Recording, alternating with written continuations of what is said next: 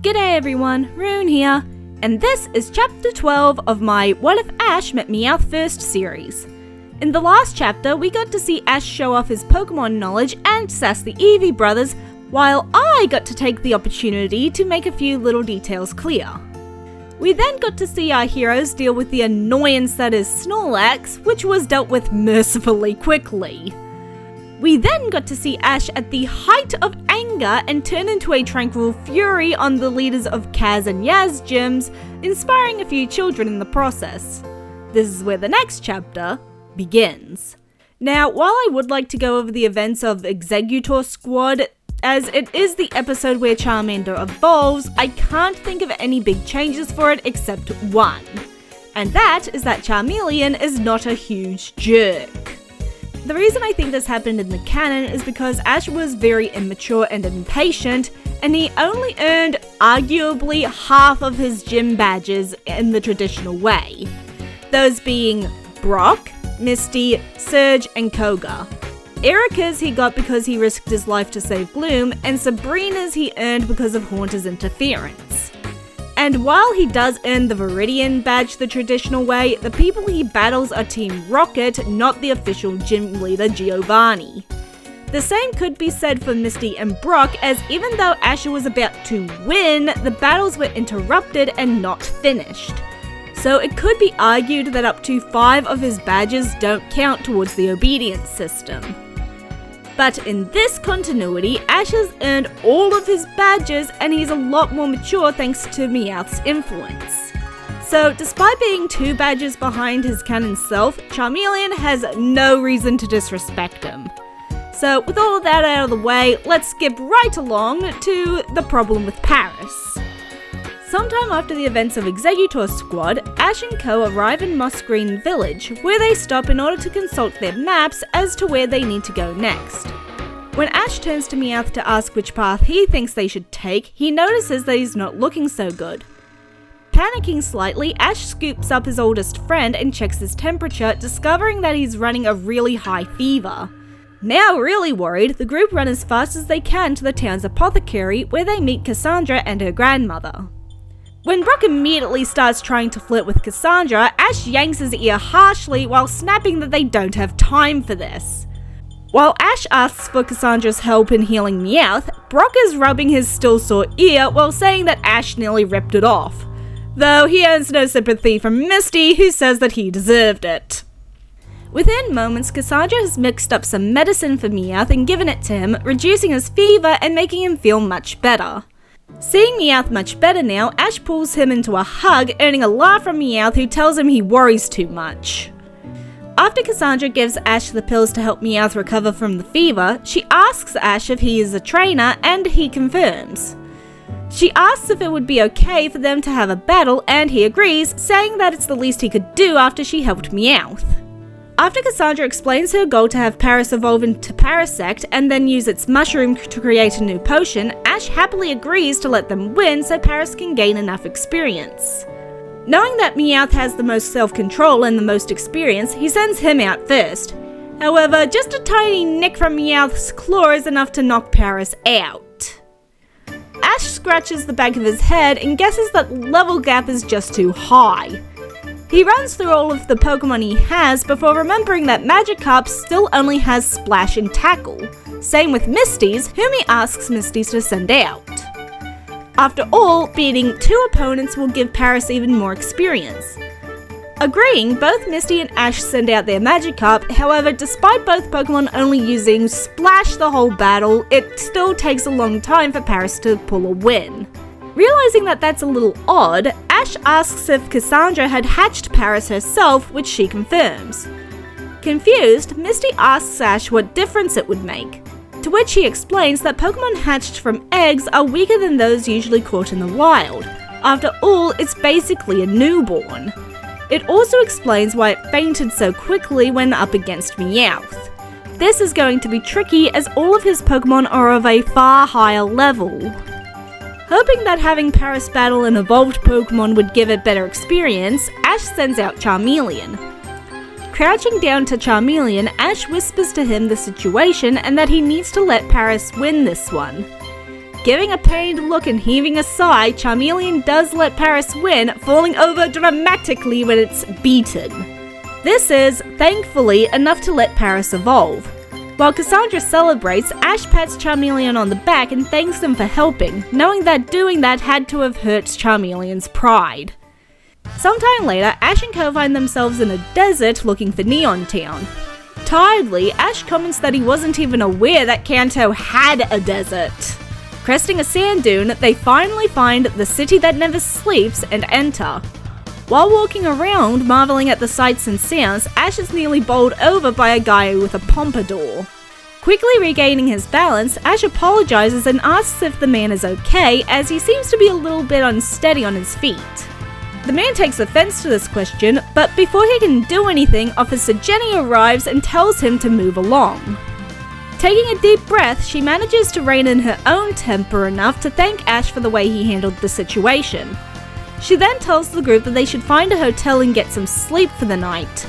She also warns them that the people in Neon Town tend to have short tempers due to not getting enough sleep. The next morning, they wake to find that everyone in town is already up. Nervously, Ash suggests that they keep moving, while also commenting that Officer Jenny really has her work cut out for her. Moving on to the nearby forest, they soon come across a Jigglypuff. Unlike in canon, here Misty doesn't attempt to catch it as she's very set on her goal of getting into the league with only her water types. Instead, Ash notices that the Jigglypuff seems to be moping about something and asks Meowth to find out what's wrong. With Meowth's help, the team quickly find out that Jigglypuff isn't able to sing, and it's being given a hard time about it by the other Pokemon. Feeling bad for the Jigglypuff, the group offer to help it, only to be interrupted by Team Rocket and their musical number. After Rocket explained their plan, Ash immediately has Meowth and Pikachu hit them with Dark Thunder, sending them blasting away. Is it so much to ask for 1 week where we don't have to deal with them? After that, things play out the same until they find out that Jigglypuff's song is only going to make them fall asleep and, in turn, make Jigglypuff mad. Brock suggests that they see if one of their Pokemon won't fall asleep, only for Ash to point out that none of their Pokemon can even have abilities like that. Not even Brock's Primeape had its sleep-preventing ability. Misty asks what the abilities are, and Ash lists them off. Meowth then suggests that they look through Ash's cards to see if they can find any Pokemon with those abilities. Splitting the cards between them, they soon find 6 lines that have the abilities they're looking for. Those being Delibird, Rockruff/Lycanroc, Drowsy/Hypno, Hoothoot/Noctowl, Spinarak/Ariados, and Murkrow/Haunchcrow. They rule out the Rockruff line and Delibird as they can't be found in the Kanto region. Drowsy is ruled out due to their experience in Hop Hop Hop Town, and Spinarak is ruled out due to it being a spider.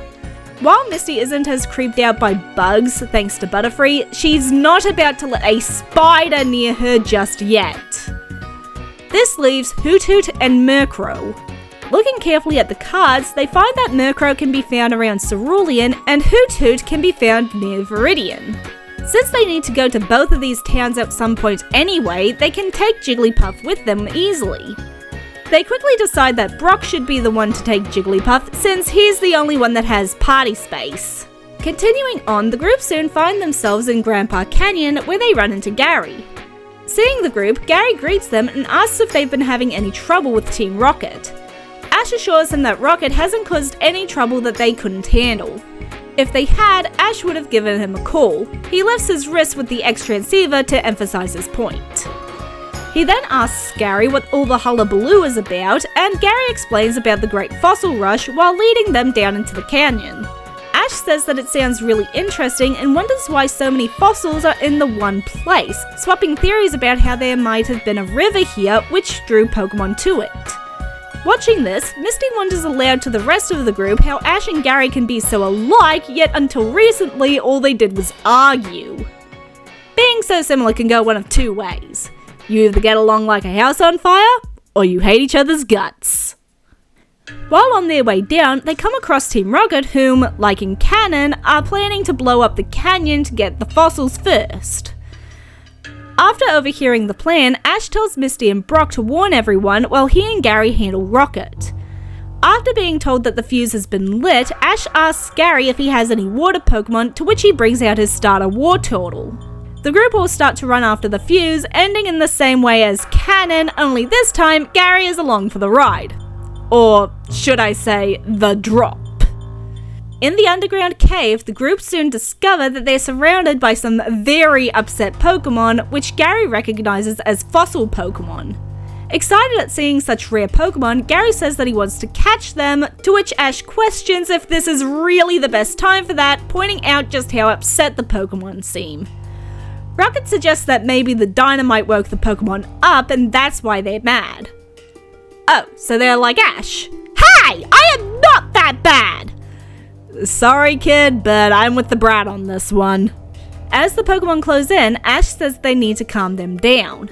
Acting fast, he calls out Gloom, telling her to use Sweet Scent. This thankfully works and the fossil Pokemon are quickly calmed. While Gary takes the opportunity to study the ancient Pokemon, Ash decides to scout around for another way out, calling out Charmeleon to act as a light source. About half an hour later, he returns to find half of the fossil Pokemon gone and Gary separating some Pokeballs on the ground. Seeing that Ash has returned, Gary asks if he had any luck finding an exit. Ash shakes his head, then asks about the Pokeballs. Gary explains that with the Pokemon now more docile, he was able to catch some. He picks up 2 Pokeballs that he'd separated from the rest and hands them to Ash, explaining that they contain an Omanyte and a Kabuto. Since Ash was the one to calm the Pokemon down with Sweet Scent, Gary figures that he deserves to have at least one from each line. Ash thanks him and they're about to start trying to think of a new plan when Aerodactyl shows up, forcing everyone to run. This has the same result as canon, with Ash being caught by the hungry Pokemon. While Pikachu, Meowth and Charmeleon grab onto Aerodactyl's tail, Gary calls out his Fearow to carry him through the now opened hole in the roof. Now above ground, Aerodactyl prepares to turn Ash into its meal. Seeing Ash in danger, Charmeleon shouts at the prehistoric Pokemon to let Ash go, or else. All he gets in response is Aerodactyl sticking its tongue out at him. Angry and worried for Ash, Charmeleon triggers his evolution, evolving into Charizard. While Charizard flies after Aerodactyl, Gary, Misty and Brock try to think of a plan to get Aerodactyl to let go of Ash. Gary remembers that he still has 1 Pokeball left and gets an idea. Climbing up as high as he can, he calls out to Charizard to herd Aerodactyl over to him. Using his flames, Charizard does exactly that, taking care not to accidentally singe Ash in the process. Once the Aerodactyl is within range, Gary throws his last Pokeball. It hits Aerodactyl right between the eyes, causing it to be sucked into the ball while Ash remains outside. Charizard quickly catches Ash on his back while Ash catches the Pokeball, which now contains Aerodactyl. Once Ash is safely on the ground, he thanks both Charizard and Gary for saving his neck back there while handing the latter his Pokeball. Just as they're about to go back to the others, Ash spots an unusual egg lying alone in the dirt. Picking it up, Ash looks around for any signs of a nest. When none is found, Gary suggests that Ash keeps it. After all, whatever Pokemon is inside is going to need someone to take care of it. Ash agrees and they head back to the others. With that whole mess settled, Ash and his friends part ways with Gary and continue on. Unlike in canon, this time when Ash shows them the egg he found, neither of them tried to take it from him as they know that Ash is responsible enough to take care of it himself. And that, everyone, is where I'm going to leave the story for now. Join me next time as the backstory of James is revealed and we see the egg hatch. I'm Rune. See you next chapter.